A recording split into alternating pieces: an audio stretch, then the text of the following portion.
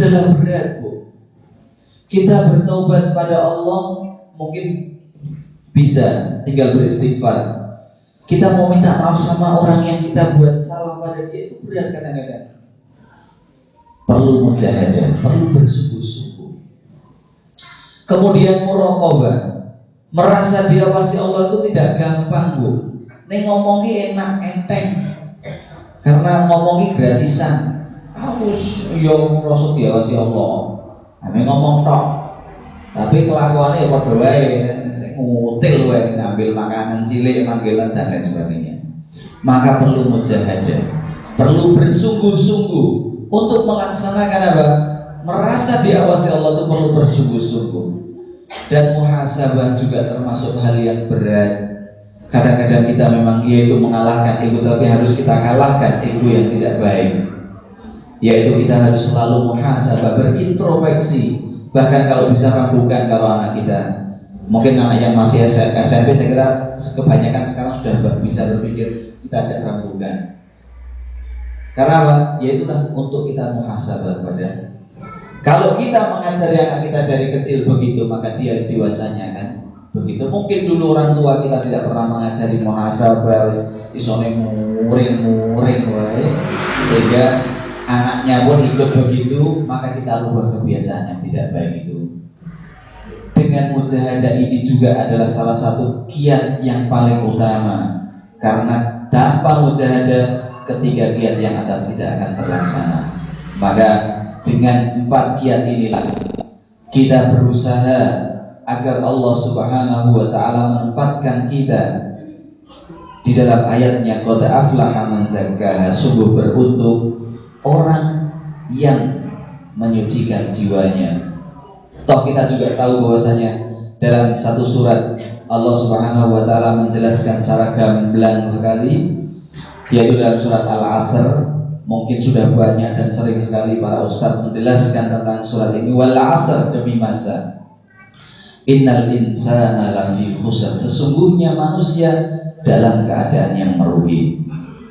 Innal insana lafi khusr, sesungguhnya manusia, maknanya artinya umum, seluruh manusia, lafi khusr, dalam keadaan yang merugi. Tidak ada pengecualian, no exception. Dalam kalimat ini tidak ada pengecualian, yaitu seluruh manusia dalam keadaan yang merugi. Kecuali illal ladzina amanu, kecuali orang yang beriman, wa amilus sholihat, dan orang yang beramal soleh. 2 poin ini perlu diingat. Orang yang beriman tidak beramal soleh tidak ada gunanya.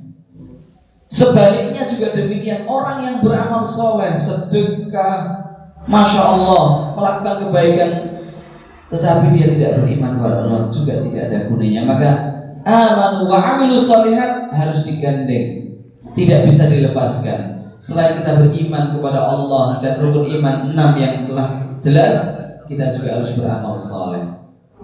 Wa tawassaw bil haqqi, dan saling bernasihat di dalam kebenaran. Ini juga berat. Wa tawassaw bil haqqi, kita saling bernasihat. Mampu tidak kita menasihati atasan kita kalau atasan kita lagi tidak benar? Kira-kira mungkin tidak.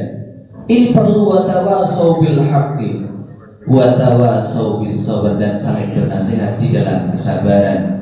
Maka jelas dalam surat Al-Asr ini Allah Subhanahu wa ta'ala menjelaskan kepada kita ada 4 poin yang harus kita lampaui agar apa?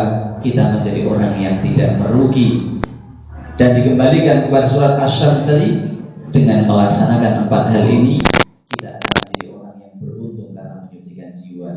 Dan cara bagaimana untuk menjaga agar jiwa kita tetap bersih dengan 4 kiat tadi yang sudah saya jelaskan.